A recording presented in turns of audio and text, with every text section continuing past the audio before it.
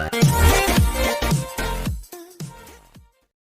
Welcome to my YouTube channel Saraswati commerce academy. तो friends, आज हम करने वाले हैं अपना अकाउंट का चैप्टर नंबर 3, जो कि है अकाउंटिंग प्रिंसिपल्स।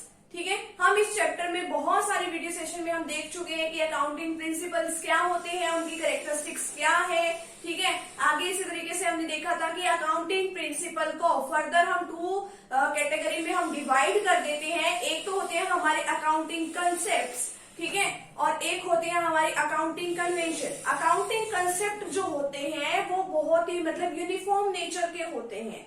ठीक है, कि सब जगह सेम तरीके से ये काम करना है। और कन्वेंशंस क्या होती है, बिजनेस टू बिजनेस डिपेंड्स करती है। ठीक है, कि हमें ये काम किस तरीके से करना है। ठीक है, उसमें पर्सनल जजमेंट भी चल जाती है हमारी अकाउंटिंग कन्वेंशन में, यानी कि अपने अकॉर्डिंग हम कोई भी काम जो है कर सकते हैं। और इतने इम्पोर्टेंट भी नहीं होती है हमारी जो कन्वेंशन है एज इट इज, मतलब कि किसके कंपैरिजन में, हमारी कंसेप्ट्स के कंपैरिजन में। तो जो कंसेप्ट्स हैं वो हम सारे कंसेप्ट्स कर चुके हैं, हमारे 10 से लेके 11 कंसेप्ट्स होंगे, हम सारे कर चुके हैं। अगर आपको उनका लिंक चाहिए तो आपको डिस्क्रिप्शन बॉक्स में मिल जाएगा। ठीक है, प्लेलिस्ट क्रिएट है, वहां पे आप इजिली देख सकते हो। चैप्टर 1 भी, चैप्टर 2 भी और चैप्टर 3 की जितने भी वीडियोस हो चुके हैं वो आपको वहां पे मिल जाएंगी।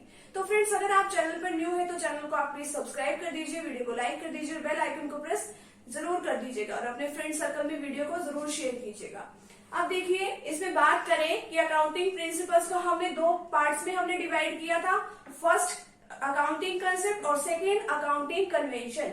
तो आगे जो हमारी कन्वेंशन है, आगे हमने उसको 3 पार्ट्स में हमने इसको कैटेगरी में डिवाइड कर दिया है। फर्स्ट है हमारे पास कन्वेंशन ऑफ फुल डिस्क्लोजर। ठीक है, फुल डिस्क्लोजर का मतलब नाम से ही पता चल रहा है, सब कुछ डिस्क्लोज कर देना। सेकंड है हमारे पास कन्वेंशन ऑफ मटेरियलिटी और थर्ड है हमारे पास कन्वेंशन ऑफ कंजर्वेटिज्म और प्रेजुडिस। ठीक है, ये हमारी 3 जो है 3 मेन कन्वेंशन है। अब देखिए, इसकी 1 बाय 1 इसकी डिटेल कर लेते हैं। क्या है कन्वेंशन ऑफ फुल डिस्क्लोजर? इसमें क्या है कि हमने सब कुछ डिस्क्लोज करना है। क्या डिस्क्लोज करें हम?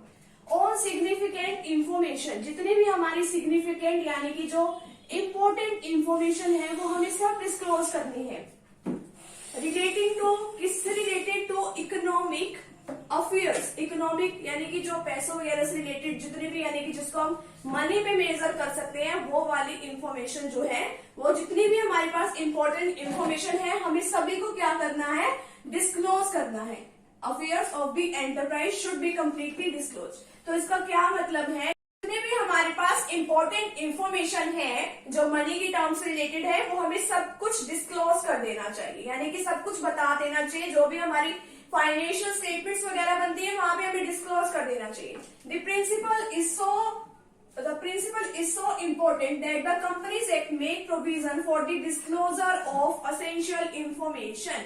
तो यानी कि इसमें क्या बताया गया है कि जो प्रिंसिपल है वो मोस्ट इम्पोर्टेंट है। क्यों है? क्योंकि कंपनीज एक्ट के अकॉर्डिंग जितने भी प्रोविजंस हैं वो हमें सब कुछ डिस्क्लोज करने चाहिए। ठीक है, जितने भी हमारे पास इंपॉर्टेंट इंफॉर्मेशन है वो हमें डिस्क्लोज करनी चाहिए। अब हम डिस्क्लोज कहाँ करें? डिस्क्लोज करने का भी कोई प्लेस जो है हमारे पास होना चाहिए। In the financial statements of a company, ये भी बता दिया कि जो फाइनेंशियल स्टेटमेंट्स होती है कंपनी की, वहां पे हमें डिस्क्लोज करना है। फाइनेंशियल स्टेटमेंट्स क्या होती है?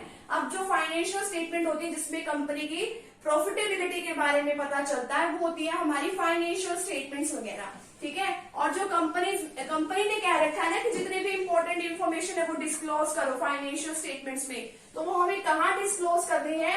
एक तो बैलेंस शीट में और एक प्रॉफिट एंड लॉस में हमें करनी है। और जो उसका परफॉर्मा भी है वो भी दे रखा है कंपनी ने। ठीक, ऐसे ऐसे करके हमें करनी है। कंपनी की जो बैलेंस शीट होती है वो भी अलग होती है, कंपनी का जो प्रॉफिट एंड लॉस है वो भी अलग होता है। उसमें बिल्कुल एक एग्जैक्ट जो परफॉर्मा आपको दिया होता है उसके अंदर आपको करना होता है। जैसे कि बैलेंस शीट में शेयर होल्डर फंड्स हैं, इक्विटी एंड लाइबिलिटीज हैं। ठीक है, फिर उसके आगे share capital, reserve and surplus, अभी तो आपको समझ में भी नहीं आएगा, इतनी सारी चीजें उसके अंदर डिस्क्लोज की होती है। तो यानी कि एक कंपनी क्या मांगती है कि हमें सारी इंफॉर्मेशन डिस्क्लोज करके देनी है। ठीक है, कहाँ देनी है? फाइनेंशियल स्टेटमेंट्स में। फाइनेंशियल स्टेटमेंट्स में हमारे पास बैलेंस शीट और प्रॉफिट एंड लॉस होता है और जिसका परफॉर्मा कंपनी दे चुकी होती है हमें। ठीक है, अब जितने भी अलग अलग आइटम्स होती हैं वो हम बैलेंस शीट में डिस्क्लोज कर सकते हैं। सेकंड है, इसमें तो क्या कहा था, सारी इंफॉर्मेशन डिस्क्लोज कर दो। अब इसमें सेकंड में क्या बता रखा है, convention of materiality. This convention is an exception है, इसकी एक्सेप्शन है, यानी कि क्या नहीं मानती, to the convention of full disclosure. यानी जो हमारी ये कन्वेंशन है फुल डिस्क्लोजर की, उसकी ये मतलब एक्सेप्शन बताई हुई है। उसमें तो क्या होता था, फुल डिस्क्लोजर वाले में जितने भी हमारे पास इंफॉर्मेशन होती थी हमें वो सारी इंफॉर्मेशन डिस्क्लोज करनी होती थी। बट इसमें मेटीरियलिटी में क्या बता रखा है, ओनली हमें वही इंफॉर्मेशन जो डिस्क्लोज करनी है जो हमारे लिए और जो हमारे यूजर्स के लिए काफी इंपॉर्टेंट हो, ठीक है। जो इररिलेवेंट इंफॉर्मेशन है उसको हमें डिस्क्लोज नहीं करना, यानी कि उसको हमें नहीं बताना, ठीक है। According to this convention, items having an irrelevant to the user need not to be disclose, यानी कि जो इररिलेवेंट है, जो हमारे मतलब की नहीं है, उसको हमें डिस्क्लोज भी नहीं करना है। जो इम्पोर्टेंट है सिर्फ उसी को ही हमें डिस्क्लोज करना है। क्यों हमें अपने कॉपी पेन की भी वेस्ट करनी है, ठीक है, वेस्टेज क्यों करनी है। थर्ड हमारे पास है कन्वेंशन ऑफ कंजर्वेटिज्म और प्रेजुडिस। इसमें क्या बताया गया है इस कन्वेंशन में कि जो भी हमारे जितने भी एंटीसिपेटेड लॉसेस होते हैं, एंटीसिपेटेड लॉसेस यानी कि हमें लगता है कि लॉस हो जाएंगे, should be recorded in the books of accounts. तो हमें उन सभी को क्या करना चाहिए, जो भी हमारे बुक्स ऑफ अकाउंट्स है, यानी कि अपने अकाउंट बुक में हमें उनको पहले ही नोट करके रख लेना चाहिए। हमें पहले ही एस्टिमेट लगा लेना चाहिए कि हाँ भाई हमें इतना लॉस हो सकता है, तो पहले ही कहीं ना कहीं से एडजस्ट कर लेना चाहिए कि उन लॉसेस को हम कैसे पूरा कर सकते हैं। हमें प्रोविजंस वगैरह बनाने चाहिए। प्रोविजंस के बारे में आप आगे पढ़ोगे कि प्रोविजंस क्या होते हैं, लॉसेस को कवर करने के लिए हम बना देते हैं। और क्या कहा है, एंटीसिपेटेड लॉसेस तो है उनको तो रिकॉर्ड कर लो कि हाँ भाई ये लॉसेस हो सकते हैं, ठीक है। बट जो हमारे पास एंटीसिपेटेड जो गेन्स है, अगर हमें लगता है कि हाँ भाई हमें प्रॉफिट्स हो सकते हैं, तो ज्यादा खुश होने की जरूरत नहीं है, हो सकते हैं, ठीक है, उनको क्या कर दो, इग्नोर कर दो। जब होंगे तब की तब देखा जाएगा, ठीक है। तो provisions is made for all non liabilities and losses. तो जो प्रोविजंस है वो हम अपने लॉसेस के लिए और अपने यानी कि जो भी हमारे लॉसेस और लाइबिलिटीज को पूरा करने के लिए हमें प्रोविजंस बनाने चाहिए। तो इस वीडियो सेशन में हमने कर लिया है हमारी कन्वेंशन क्या क्या है। फर्स्ट कन्वेंशन है हमारी फुल डिस्क्लोजर की, जितने भी हमारी इंपॉर्टेंट इंफॉर्मेशन है हमें सारी डिस्क्लोज करनी है। सेकेंड वन में हमें बता रखा है कि इसमें कन्वेंशन ऑफ मेटीरियलिटी, यानी कि जो भी हमारी रिलेवेंट इंफॉर्मेशन है हमें ओनली वही इंफॉर्मेशन डिस्क्लोज करनी है, इसकी एक्सेप्शन है ये, ठीक है, सारी इंफॉर्मेशन नहीं करनी।